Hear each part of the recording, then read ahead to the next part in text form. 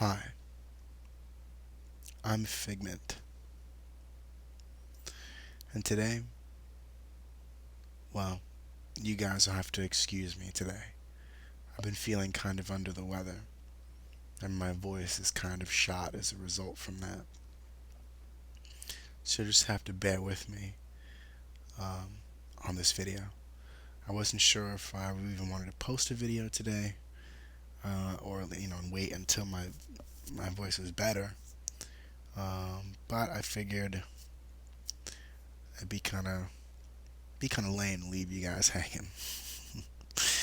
I mean, I can talk for the most part. It's just not very fun. But anyway, let's just dive into this. This is going to be a follow-up video to uh, the Slight Substance video I made on compression. Um, they're kind of two, the way I look at it, two kind of giant labels or giant umbrellas under which compression can fall, and then underneath that umbrella are a whole bunch of different applications and scenarios and reasons and so on and so forth. Those two big umbrellas, uh, for me, are artistic use of compression, and the opposite of that, the other umbrella, would be a kind of more scientific or straightforward use of compression. Um, Today we're going to focus on a straightforward kind of quote unquote scientific use of compression, if you will. The only reason why I use those terms is because it completely contrasts the artistic use of compression. Okay, so what I did here is I created a very simple drum and bass um, uh, for the loop here. So I'll just play that real fast.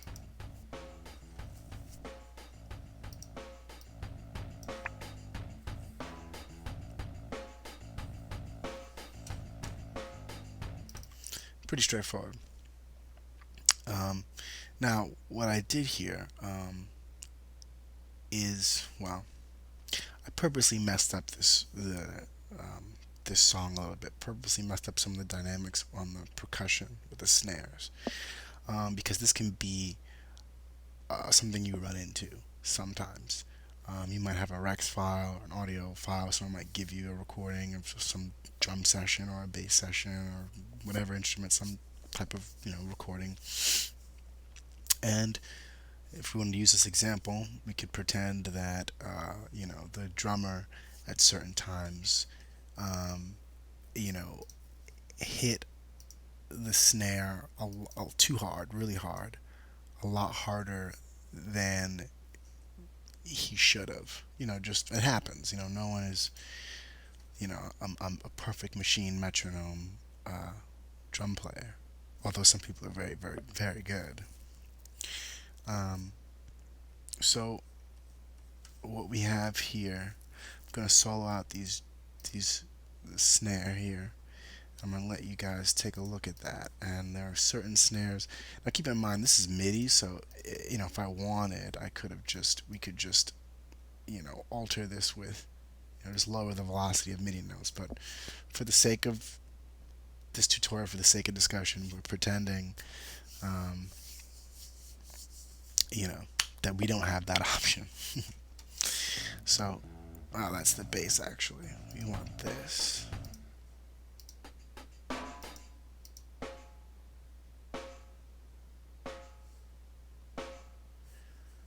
So here's our snare, and there's our really hard snare. You see how there goes another one.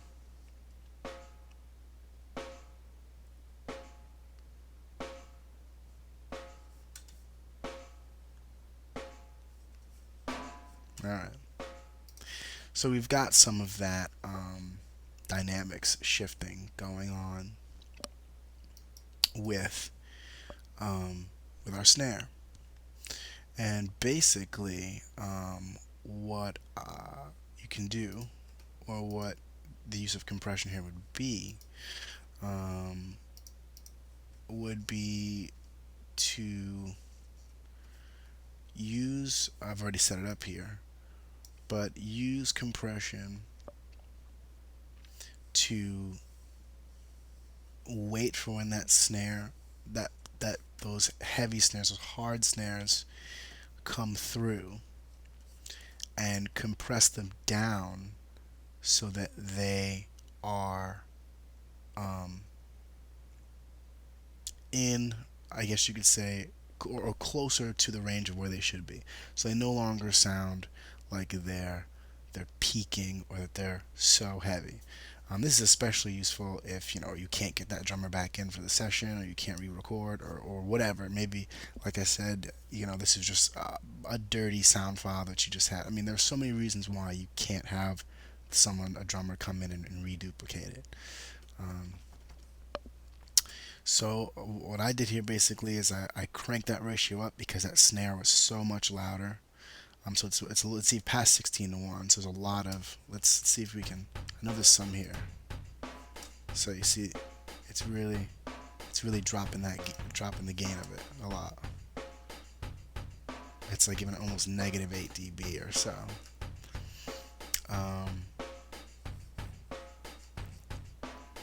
And already you can see here that the snare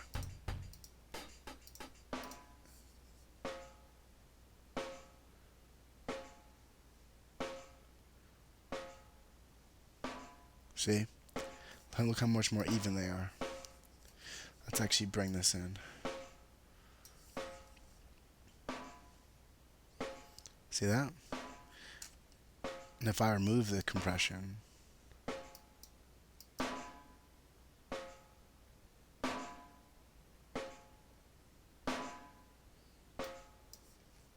and if that's popping up all over your song, you're going to have peaking happening. It's going to really kind of distort your levels. This evens out the snares. Let's see. And now this can apply, I mean, for any range of instruments. I've just encountered this a lot sometimes with drums. Although I've encountered with bass parts too.